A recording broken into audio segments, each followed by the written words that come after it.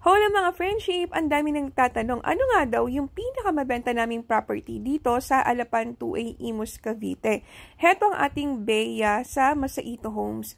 Mabenta siya friends kasi 15 to 30 minutes away lang, nasa Metro Manila ka na. And ang maganda dito, malaki yung kanyang lot area at 66 square meters and floor area at 47 square meters. Solo house ito mga friendship, as in single firewall to. And then meron tayong 3 bedrooms, 2 toilet and bath, and kung paano siya nakikita dito, ganun nyo siya makukuha. Aalisin lang natin yung mga appliances. O diba ang ganda na talagang livable finish na ang ating Bea.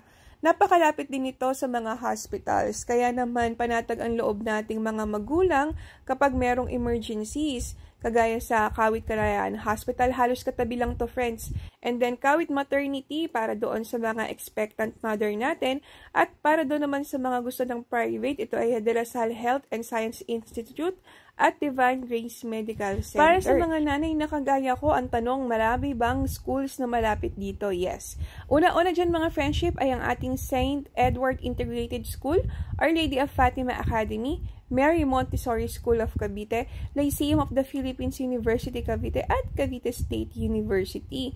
Para makapag-chill naman, of course, balance ang ating mental health, ang meron dito mga friendship is District Mall, SM Bacoor, SM Rosario Robinson's Place at malapit din accessible siya sa SM Tansa. Meron tayong libreng site tour mga friendship just in case gusto niyo makita yung actual unit and may experience kung gaano kaganda ang kanyang community. Meron din kaming free assessment para malaman natin kung qualified tayo sa housing loan or ano yung dapat nating isubmit at gawin para ma-sure na makukuha ang susi ng unit natin. I-message niyo na kami friends ha. Antayin ko kayo. Bye!